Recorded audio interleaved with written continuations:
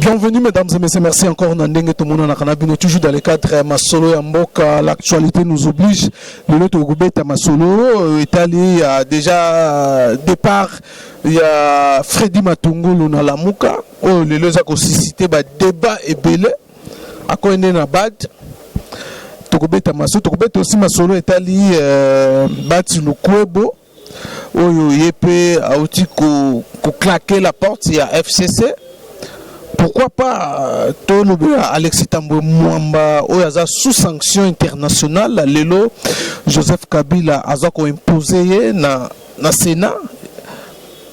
danger nini ekoiko memana mboka soit na institution Sénat ezaka masolo to solola na porte-parole ya Lamuka maître Steve Kivwata oyo lelo tokutani na Yesusu. Mbote mon mboka Steve Kivwata. Mbote ndeko. Oui, alors l'actualité est obligé kagato lukabino molobeli ya Lamuka. Lelo Freddy Matungulu n'est plus avec vous. Vous sentir non ndenge nini et bouger bino Lamuka. Pour y alobi faut alobi vérité ndenge bino boanga na ke non vous avez trahi Félix Tshisekedi de Genève. Le lot vraiment conscient, c'est ça, bien que dans la voie, il y a raison. D'abord, Makambo lobby que Ndeko Matungulu a lobby que tu trahissant Ndeko Félix Tshisekedi na Genève n'a pas confirmé en côté. On a maloba n'engebi makana ba réseaux sociaux, ils ont maloba lokuta. A koki koloba bongote parce que ça qui vote. Ils ont likambo trahison te, ils ont choix au basalaki. Pays a yebi choix ya salaki donc nakanisi ete akoki kokoma na niveau wana. Mais départ na ye nakanisi ete esali changement te na kati ya Lamuka. Lamuka ezali état d'esprit, Lamuka ezali instrument ya peuple, tozali ko continuer bitumba na biso, ba leader ya makasi batikali. Pe lelo atako ba leader wana nyonso bakei, mais du moment où peuple andima Lamuka et puis surtout andima ko voter candidat commun au Lamuka bimisa o ya komi lelo président légitime, le président Martin Fayulu, Lamuka moye kufa ezalité. Donc Ndeko Matungulu a préféré kozwa ebonga na yena bad na esika ko bundela peuple ezali choix na ye tokoki ko critiquer pona yango te, tout simplement moto na moto azali na ba calcul na yo asala kapona avenir mosusu aza ko sa calcul ya ye moko avenir na ye, mais biso to sala choix ya ko bundande pona avenir ya peuple congolais. Alors ndengo lobiwana alors na habité Lamuka batikali 4 ngazo bengo 3,5 parce que Lamuka boana combat à fierté des urnes, toloka kuna Moïse Katumbi photo sur l'opposition républicaine. Est-ce que Réunion Zalaki a prévu des reporté pour les 27 ou les 26 comme ça si je n'oublie pas? Est-ce que vous pensez cette fois-ci Réunion a pu porter quand même résultat moi malamu ya kozala na idéologie moko, soit penser inboza na pensée ou vision moko? Bien sûr, économique aux accords souhaité parce que tous aïna choité actuellement toyebi que camp politico et salama FCC na cash bazaï na désordre belé na boulou et kebelé baïbaki déjà bokondi à peuple bateau baïbi bokondi à peuple tokoyi kozela elo côté na alliance na bango. D'ailleurs plus de 6 mois yango toza kokende sans gouvernement bomonaki même que chef de l'état yango ye moka zuba ordonnance au ministre na kati ya gouvernement niati yango aboyi exécution nango. Donc à travers alliance wana tokoyi kozela elo côté donc espoir etikali Lamuka pe yango wana toza obligé nakanisi était le 26 nde motonde ba leader bayokani le 26 wana ba leader bazala ensemble pour na batala ndenge nini bakoyi kolongola ba divergence na bango parce que ba divergence eza moke atako o mosusu alingaki opposition républicaine mais nakanisi était mokolana to ko expliquer ye que les loko ke na opposition républicaine ezali ko trahir peuple parce que peuple apesi bino bokondi pour abokamba atako ba yibibino bino bokoyi ko bongo la te bo baketo comme opposition bo comme opposition face à peuple to face ya nani parce que peuple a bino bokamba bino bo biso toza opposition yango wana lelo proposition yo bango moko ba discutaki nango o ba se metaki d'accord ezalaki que ba bimisa proposition de sortie de crise oyo ndeko Martin Fayulu apesaki yango comme feuille de route ezalaki discuter na bango nyonso pe ba pesaki yango communauté internationale pe société civile pona bata la boni tokoki ko sa ba réforme pe ko bandela ba élection à sika na délai à 12 à 18 mois. Donc proposition ezali na mesa yango wana na kanisi ete le 26 tango toza ko sa réunion na Lubumbashi to kobeta isoro nango. Est-ce que proposition na yo lo imamba proposition fait ce que dit pas le baki sur proposition na Martin Fayulu qui salon Assemblée nationale. Au moni d'abord eloko ya liboso bato bayebaka ete soki ozali président de la République okoki ko se prononcer te na makambo eza kolobama na nzela. Un président de la République a se prononcé à soki ba saisir ye document wana ya plan de sortie de crise totindela yete. Les questions à journaliste et pas répondre biso que za bongo il faut ba que non ngai na esika na ye na ngai na lobaka proposition de sortie de crise ngonga na mona ngote naza koze ba saisir ngana pesa yano. Voilà comment est-ce qu'un président de la République responsable n'enge fallait répondre. Parce que deuxièmement, Koloba est atindango na parlement. Parlement ngo ebi keye a contrôler kangote. Donc parlement est contrôlé par FCC. Et lingi Koloba que aza kotinda ndeko Martin Fayulu kende na FCC babeta lisolo. Donc biso tolobaki que le quoi communauté internationale après ba élection ba senga ki biso que tobotisa makila na mboka te. Tobomisa ba congolais te. Baluka ko réclamer par violence vérité des urnes yangwana basenga qui est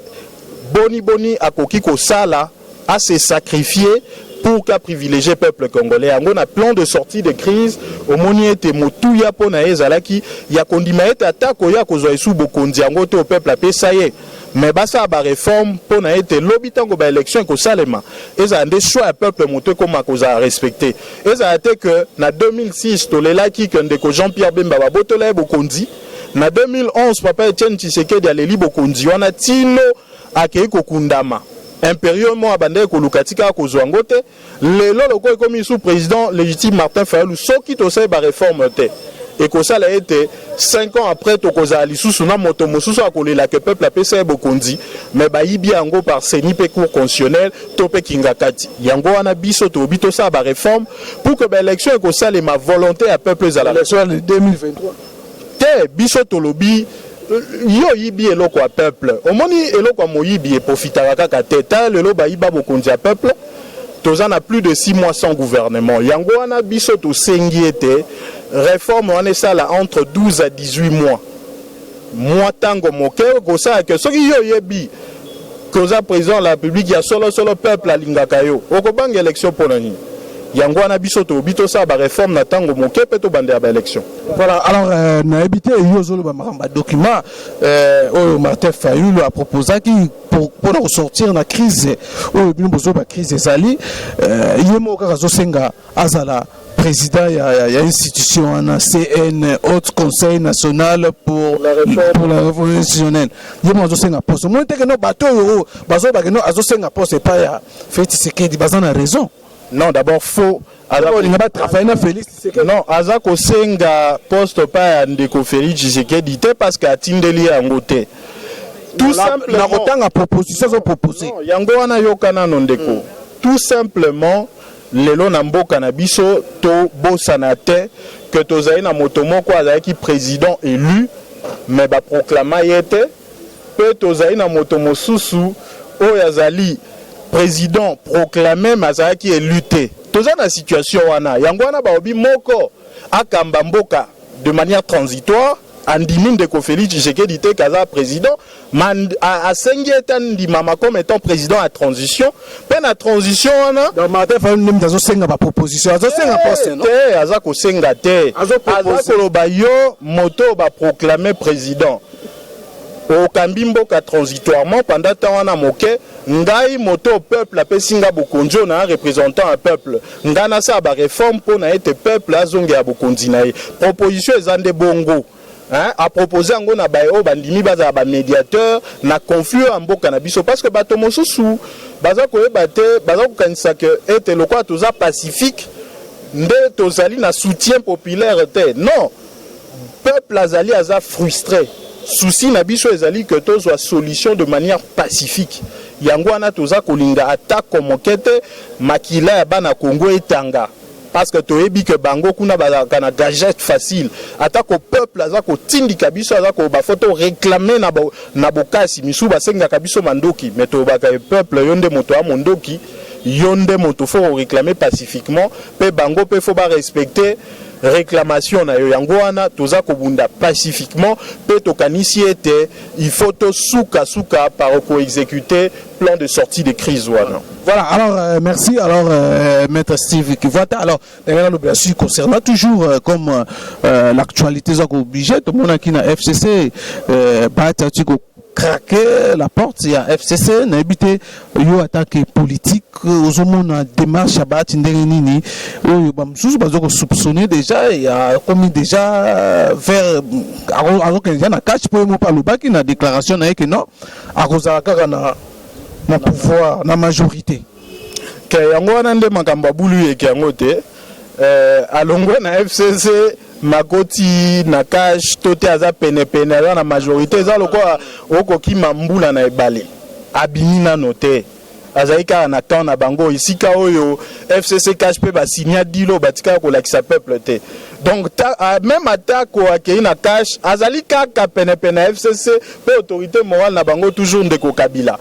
yango wana tokanisi ete ndeko wana il faut azwa ba mesure à makasi. Premièrement il est courageux parce que yemoko aza ko reconnaître que quand na bango bazaka na plan pour na peuple te les loso que moni même choix ndeko Kabila sali ya kopona Alexis Tambo Mwamba deuxième personnalité à Sénat à Ndeko Bochab nyonso wana ezali ba plan moko pona kozwa ba fidèle de fidèle parce que souci na ezali que azonga na ba élection na 2023 ba votaka na parlement. Mais bango bazaka na planté au babongisa mboka plan na bango ezate que ba créer ba emploi pour na 2 millions de Congolais plan na bango ezate mamatisa nkita ekolo ba matisa budget congolais ali ndenge sengelité bango plan na bango ezaka kaka batika na pouvoir éternellement sans que ça a quelque chose pour na peuple yango wana il fallait soit même moto yo Alexis Tambo Mwamba sanctionné sur le plan international mais andimi obeachaye parce que yebi que wana ba fidèle de fidèle ndeko bati malheureusement ye ba mona ka moi clarté yango batie mopandi atako AFDC allié comme deuxième force politique na kati ya nini na bango na FCC. Malheureusement ndeko bati ezali repentir ndenge biso bazali quand même actif total peut-être que à partir ya Maïwana ba misusu pe ba kolamuka na FCC pour na ete ba rejoindre peuple parce que bango moko ba ebi que na kan na bango ba bundela ka bango moko ba bundela ka peuple. Donc pour yo bati à rejoindre ka peuple il faut les rejoindre parce que yemoko lobi kaza na majorité na bango wana te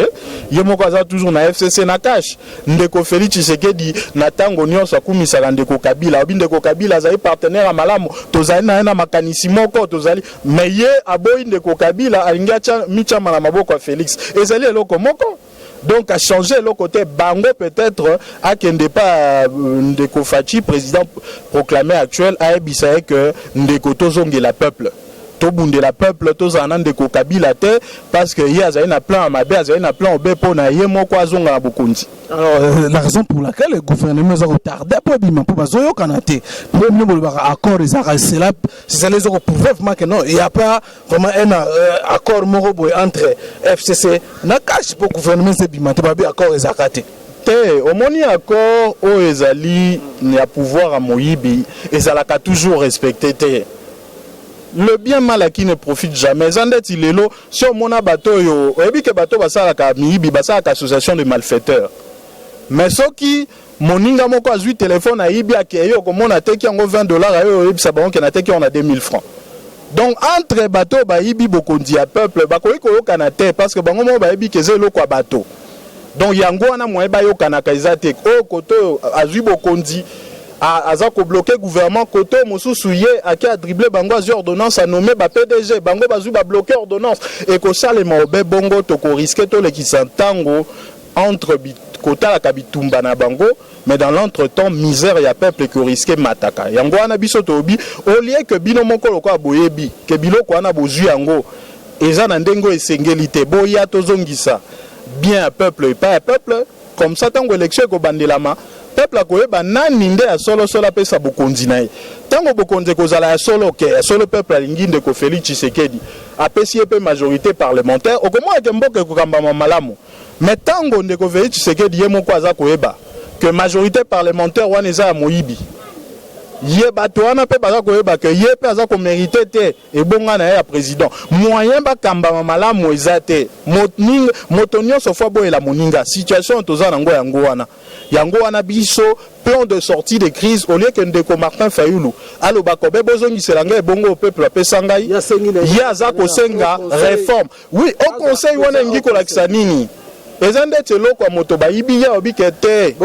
ngai tokabwa pouvoir te me ngai bopesa ngai esiko ekosala kaka ke nabongisa makambo ya baélection lobi ntango élection ekozala peuple bayibe esu bokonzi te proposition sortie de crise engi oloba bongo olie tosenga gouvernement tokabwa baposte ndenge baninga mosusu balobaka ya lobi kaka baréforme mpona kozongisa peuple na badroit na ye. Est-ce que c'est facile mpona bino bozomona non ndeko esiko bato balingi peuple et si ko bato balingi bazwa pouvoir même ngande kona ebisa yo ba proposa kanga tango na alaka candidat député yaka to so la makambo ya pouvoir na nkuku ngana boya ka parce na ko ndima te na kota na makambo ya tricherie ya makambo ya pouvoir na kota tricherie parce que soko tricher une fois oko tricher une seconde fois pe komi a libela soki lelo olingi okoma élu faut kende na peuple a voté yo seni na cour constitutionnel mosala na bango eza obe ko proclamer résultat ya mayo au peuple asali choix ezalaka te que peuple aponi motoboye songolo bino bo proclamer mpaka la tala lelo boni cour constitutionnel ekomi kopesa soni eloko boki chambre wana babengi spécial ezalaka te na mibeko na biso cour constitutionnel soki azui arrêt na ye ezalaka mbala moko exécutoire mais lelo ekomi que bosoto ezalaki tellement makasi que bango moko bazalaki obligé ba violer mibeko ba créer chambre spéciale donc soki lelo tobundeli makambo ya réforme te tosali ete seni cour constitutionnel ba respectaka volonté ya peuple te elingi koloba ete lobby tango ba élection kozala sans réforme motolia kende ko battre campagne na peuple ya ko banda ko tourner tout autour ya seni na cour constitutionnel. Bon, tout le monde, yo campagne ezali kuna, yo lio kende ko battre campagne devant peuple, yo zali ko solana bazuzi, ozali ko solana batwa seni. Bakon biso mais peuple azalaka na bokondite na seni na cour constitutionnelle. Pe mosusu na kingakati. Yango wana président légitimement élu Martin Fayulu yelo ko azalaki choix peuple alobi il faut nde tozongisa bokonzi ya peuple. Tango tokozongisa bokonzi ya peuple kozala lokwa na bamboka mosusu. Moto va proclamer président boko mo moto abimi deuxième a féliciter ye ezali likambo ndoto te tango bato babimaka ba deuxième ba féliciter ka bato babimaka premier eza parce que moko ebi que peuple nde moto asali choix nga moyena boyela ngo ezate nandi maye po ete na sa l'opposition parce que peuple aponi nga na ko sa boni même mboka na biso ekoma bizaleli soki élection esalami ezali moto peuple aponi nde abimaka te mais moto peuple aponi te nde abimaka omoni ekomi kokoma bizaleli moyen mboko ekende liboso ezate olie tobeta na lisolo boni biso pe tozwa kolta na biso to transformaka na mboka Congo pendant que Rwanda za kosala ngo biso tozaka kobeta lisolo ya makambo ya élection omoni ezali recul et ça ta biso esengote mais malheureusement soki na mboka na biso bato bayebi ko respecter volonté ya peuple te moyen to avancer kaizate yango wana photo sala kaka débat yango mais na kanisi était plan de sortie de crise oyo président légitimement élu Martin Fayulu a pesi a tchena mesa et ezali na intérêt à montonio surtout na intérêt à peuple. Voilà, alors toujours cité déjà, n'habite n'a pas question en tant que juriste par rapport à la situation à battre le Kobo, il y a des députés nous sous bazan a été c'est non batika na wana FCC c'est désoldarisé na bati Kobo est-ce que Namibeko est-ce qu'il y a facilité ba perdre ba siège na ba pour Yolanda qui même les ministres Steve Mbikai ou azo ba non c'est désoldarisé na mentor na voilà donc atikali na ngamba FCC est-ce que il y a à perdre siège il y a possibilité de perdre siège bien qu'ils ont faut basali le morobo AFDC aller mususu ebimi non mutasi ndeko bosoto yango wana ya politique ya Congo tant que tu respectes la volonté à peuple, moi makambo tambola malamu izate parce que batonion so bakomi ko bundelande bango moko. Premièrement de Kobaati azaki ministre, d'abord au moins namboka abiso de to respecter la mibe côté en tant que tel, tango azaki ministre, moyen à exercer ba fonction na niveau à FDC allié ezalaki te.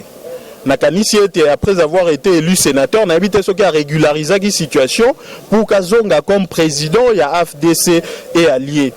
Mais de l'autre côté, au moins moi, Mikakata Moussou, Baobaki, Makambo Mabe à politique à Congo, on dirait que Pesaka Mosolopan de Kokabila, il y a Pesaka parti politique Moussou Souté. Déjà, on a un problème en termes d'exemplarité. Mais na courage n'endenge à ce qui réellement a Zalaki réhabilité en tant que président, il y a FDC allié. Ba parti politique n'yon sopé surtout ba l'union so esengeli ete ba soutenir parce que ceux qui pas qu'on respecter mot d'ordre FDC allié té ou ezali liste électorale au bango ba bimela ki ba député pe ba sénateur elingi koloba ete bazali ko violer ba instruction à parti pe tokoki ko considérer comme si ba quitter parti wana délibérément parce que ceux que ça sous ko respecter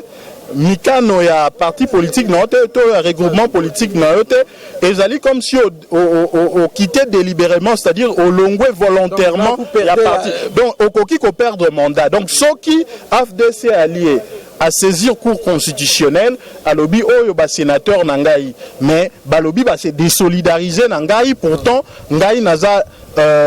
soutenu par FDC allié ligne de commandement parce que nous avons responsable Bakoki effectivement Koko sa requête na cour constitutionnelle pour que cour constitutionnelle a constaté que ba sénateur Rwanda ba quitté délibérément le parti, c'est-à-dire ba longwe bango moko na volonté na bango. Voilà. Alors Tokomi Nasuka le polémique autour de Alexis Tambwe Mwamba candidat président du Sénat bien que Bazana Bati Lukwebo, mais tout le monde a déjà que non, Akobima, parce que Bazana majorité. Tout le monde a une candidature, élu président du Sénat. Ils ont danger pour Namboka. Ezali danger makasi pour Namboka parce que Namboka Nabiso, il faut deux fois bateau devant intérêt général. Il y a peuple congolais, Baye Baka. Sacrifier ba intérêt na bango personnel nzokande ndeko Alexis Tambwe Mwamba na parcours politique na ye na tikala komona esiko ya privilégié intérêt général te même ye moko ndenga zawana za sans parti politique. Donc déjà motomoko osali oza na expérience politique à monene bongo za la sans parti politique elingi koloba keza motomoko ami bundela kaye moko Enga na ebité à quel titre bakoki kopesa ye et bonga à liboso à Sénat pendant que azali un simple indépendant sans parti politique sans autre élu ndeko Bati Lukwebo loko aza FDC ali aza deuxième force politique na koye kondimatako bapesa tape perde yango bapesi ebonga mibale poste à liboso ya mibale bapesa FDC ali mais tango bapesi ye moto azali sans force politique na komi tuna motuna ba mission ni bazali ko pesa parce que tu as vu que président Sénat yé moto a remplacé azwaka intérim ya président de la République ceux qui azali empêché définitivement est-ce que ba y a un plan moko bongote il fallait bazwaka ka moto ndeti ndeko Bati Lukwebo ndeko Alexis Tambwe Mwamba a kozala obligé à kozala fidèle parce que yé abundela kobe yé moko yango wana en dehors wana ba sanction yazali nango sur le plan international. Ezali effectivement ko tinda biso tomi tuna motuna vraiment ezali choix à mabe ngai j'aurais préféré attaque on a dans un camp politique wana pété attaque on a apprécié capé vraiment de Bati Lukwebo na j'aurais préféré comme mauvais moins mauvais choix et à l'attaque on de Bati ça qui est aussi longtemps à ça le gouvernement na bino ya muzito te ko ça le gouvernement muzito ngeko belo côté il faut que ta ba valeur intrinsèque ya moto. Au Monisoki ndeko Bati Lukwebo akitaka FCC avant que ba pime la poste parce que malheureusement aujourd'hui image aza kopesa na opinion était aza aboa ki FCC parce que ba pime lié poste au moni eza moi malamote mais il fallait pendant longtemps même pendant la campagne aza na quand un changement na quand un peuple oyo quand ba respecter la volonté à peuple wana nde na respecter makasi. Voilà, mesdames et messieurs, ça n'est fini. Vraiment, c'était maître Steve Kivota, tous à la kinaye, tous à moi réaction à ce qui concerne toujours l'actualité politique. Yambo Kanabiso, au Boyebi bien, départ et à Freddy Matungulu, Azasuna Bamote na Lamuka, na Nabad, Akene Nabad. Oh, Balobi, Félix Tshisekedi m'a nommé. Est-ce que Félix Tshisekedi peut nommer quelqu'un à Bad ou à soutenir une candidature? Maître Joseph Foucault. Non, non, à soutenir. On a créé. Félix a nommé. Est-ce que Félix a renommé Nabad? A nommé. La qualité n'a renommé Freddy Matungulu ou Nabad. Tu as nommé. Au fait, Bad. Ils ont un administrateur, conseil d'administration, ils ont représenté l'intérêt, il y a des actionnaires, il y a BAD. Bisso, en Afrique centrale, je pense au Cameroun, moi j'ai été belé Gabon, Congo, Brazza, tour à tour droit à désigner administrateur ou à représenter l'intérêt à quoi on attaque à défendre l'intérêt Afrique Mobimba. Et cette fois-ci, effectivement, il y a RDC, mais c'est une candidature on est dans la soutenue par Mboka Nayomoko. C'est à ce titre-là que l'État congolais, à travers moto engagé à l'État congolais, c'est-à-dire le président de la République, soutenir qui candidat à Ndeko Matungulu. Malheureusement, il a commis simple administrateur pendant qu'il y a un parti politique monnaie. Impossible à quoi que ça activité politique mais malheureusement Azaïka a un mandat à 3 ans. Si 3 ans après à quoi que zonga na politique parti na ko zala wapi est-ce que peuple a condamné la kaya sous pendant qu'il a préféré fonction et cause à fonctionnaire international ainsi qu'il fallait la coordination à la muka wana zali peuple et moko à répondre à noana mais à côté c'est ya na motuna wana mais et effectivement, il faut me poser question. Cause administrateur peut-être à la limite à cause de un droit assistant.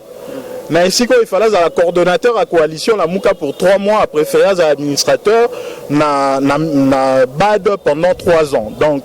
on les a choisi et peuple motako jugé. Voilà, mesdames et messieurs, merci. Ici, Tokutani Mbala Simana numéro merci à Piscasi Wanga Wazaki derrière la caméra. Tokutani, comme je venais de le dire là, Mbala Simana numéro bye bye.